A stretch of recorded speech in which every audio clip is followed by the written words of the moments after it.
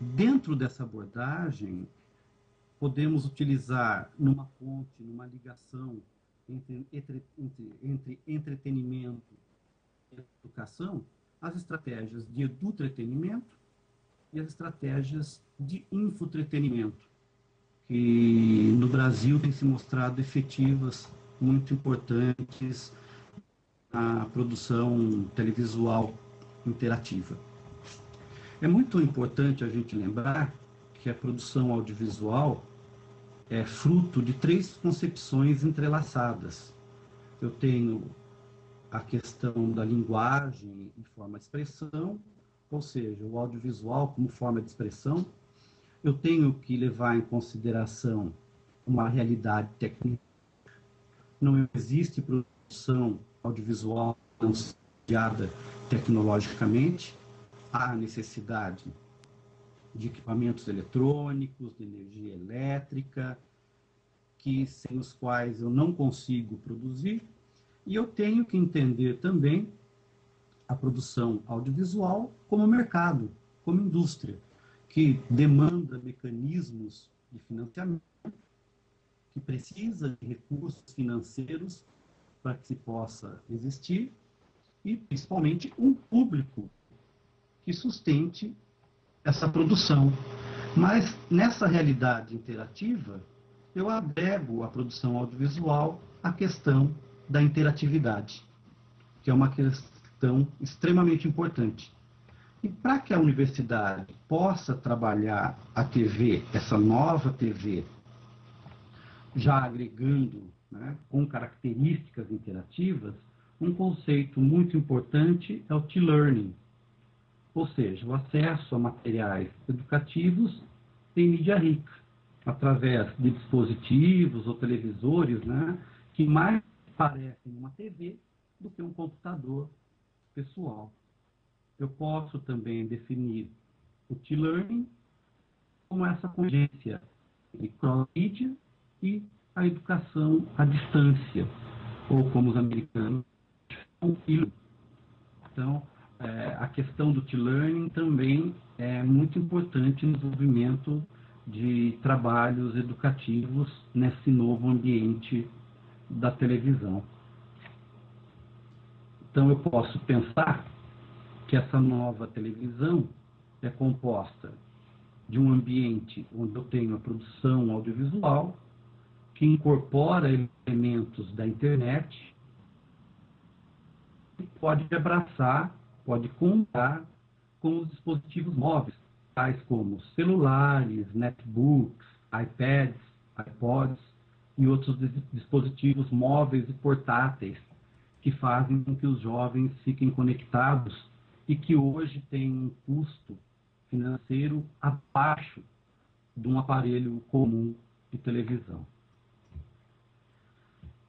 Existe um pesquisador brasileiro chamado Newton Canito, em que ele desenvolve dois cenários básicos para essa chamada nova televisão. O primeiro é uma aproximação ao cinema, uma aproximação às películas, que seria a televisão em alta definição. O segundo cenário seria a televisão interativa, a chamada interatividade 2.0, que seria uma TV mais próxima da internet e com um caráter mais enciclopédico.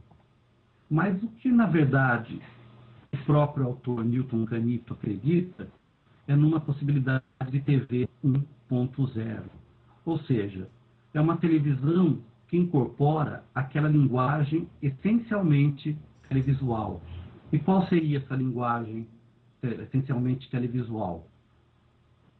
As transmissões esportivas, o telejornalismo, o que no Brasil chamamos os programas de auditório, onde existem espectadores ao vivo, em vivo, presentes no programa, ou seja, uma televisão que mantém as características herdadas da tradição analógica e une possibilidades digitais mas que, na verdade, não se converte num novo meio, numa nova mídia. Essa é a chamada TV 1.0, e que eu creio que seria a essência da linguagem televisual. Se a TV, essa nova TV, incorporar muita interatividade, ela fica mais próxima à linguagem da internet e fica caracterizada. Ela deixa de ser televisão. É o que chamamos de programação quente. Uma questão muito importante, que é objeto de pesquisa de nosso grupo, o Lecotec, é a questão da social-TV, ou que os americanos chamam de social TV, ou social television, que é um termo que já existe há um bom tempo, mas que nos últimos anos assumiu um significado técnico específico e se refere a uma série de sistemas experimentais apoiados na interação social, ou seja, as redes sociais via internet, que une interesses comuns aos telespectadores, ou seja, uma televisão que incorpore as possibilidades das redes sociais.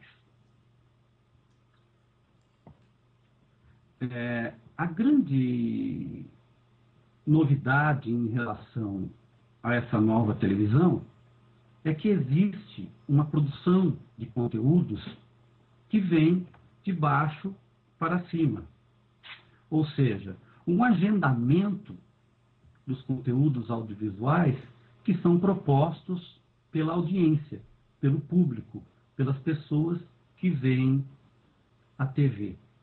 Então, a grande mudança real nesse cenário televisual é a incorporação, a inclusão dos conteúdos públicos, dos conteúdos gerados pelo telespectador, pelo público. O que realmente é uma novidade, pois ela dá voz a quem não tinha voz. Nesse sentido, a TV incorporada às redes sociais pode se tornar um grande mecanismo de inclusão social, de desenvolvimento social, ao abordar os temas que não são agendados pelas grandes empresas de comunicação, mas agendados, sim, por uma audiência que encontra nessa nova TV um canal de expressão. Então, eu gostaria de finalizar essa explicação, essa apresentação, dizendo que hoje as pessoas são a indústria de conteúdo. A sociedade passa a ser a grande produtora de conteúdo. E a TV tem a obrigação e a necessidade de dar espaço a essa produção de conteúdo público, de conteúdo social, que traz à tona, que traz à discussão questões simples da vida comum das pessoas, até questões políticas importantes, mas ficando claro que existe um foco no receptor e que as grandes corporações de mídia não sabem ainda lidar muito com essa situação. Finalizando a minha pequena apresentação, eu queria responder uma das perguntas que foi colocada no documento de trabalho enviado pela organização do evento. E que tem uma pergunta muito pertinente, uma vez que estou aqui no Brasil, que faço parte de uma universidade pública brasileira, e a pergunta diz o seguinte: que estratégias poderia definir a cooperação e colaboração internacional com universidades fora da Argentina? As universidades brasileiras hoje, principalmente a do estado de São Paulo, possuem grandes programas de intercâmbio entre docentes, pesquisadores e técnicos. Então, a grande possibilidade de criação de grupos bilaterais em estudos de TV, e principalmente com foco no desenvolvimento de conteúdos, é uma realidade. Existem agências de fomento que disponibilizam recursos financeiros para patrocinar formas de intercâmbio interinstitucional, não só de alunos e docentes, mas principalmente de grupos de pesquisa, grupos de investigação.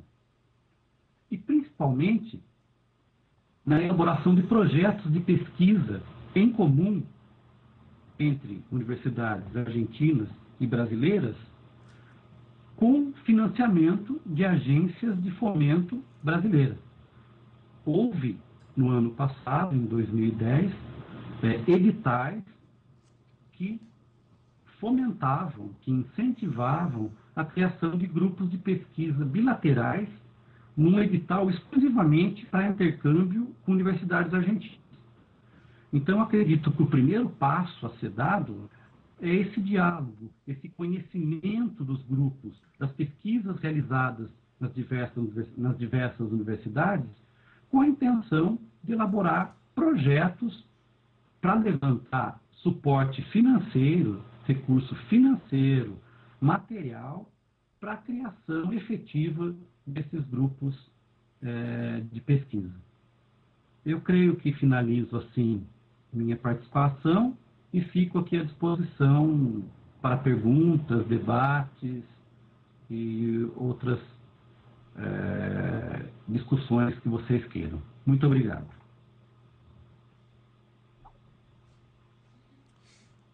Marcos, muchísimas gracias por tu interesantísima exposición. Te vamos a pedir que, si te es posible, quedarte durante la sesión. Sabemos que vamos un poco retrasados. Si puedes seguir por el streaming, sería buenísimo, porque intentaremos generar un poquito de debate al final, y así, si puedes escuchar al resto de los ponentes, sería muy bueno. Bueno, paso a presentar ahora a Leonor Slavsky. Leonor es licenciada en Ciencias Antropológicas y tiene un máster en Metodología de la Investigación. Es investigadora del Instituto Nacional de Antropología y Pensamiento Latinoamericano de la Secretaría de Cultura de la Presidencia de la Nación, especializada en temas de etnicidad y relaciones interétnicas. Entre 2005 y 2010 fue coordinadora del Programa de Tecnologías de la Información y la Comunicación para Jóvenes Indígenas. La primera etapa del proyecto trabajó con comunidades del pueblo mapuche y fue financiada por el ICA y DRC. Y DRC, aquí hay un vínculo anterior con Florencio Ceballos, con gestión conjunta de la Secretaría de Cultura y el Ministerio de Educación de la Nación. La segunda, con comunidades del pueblo Toba, contó con la financiación del PNUD, Programa de Naciones Unidas para el Desarrollo, y el aporte de las universidades de La Plata, Rosario y Quilmes. Muy bien, Leonor, la mesa... Un momentito, que Lorena va a decir algo. Quiero hacer una aclaración que, bueno, Leonor se encuentra haciendo lo que hace 20 años hace. Está en una comunidad aborigen ahora. Y bueno, en representación vino una persona que hace 4 años que colabora estrechamente con ella, que es una estudiante de Ciencias de la Comunicación y a su vez es informática, webmaster, y se llama Victoria Vidal, y aquí le paso el micrófono.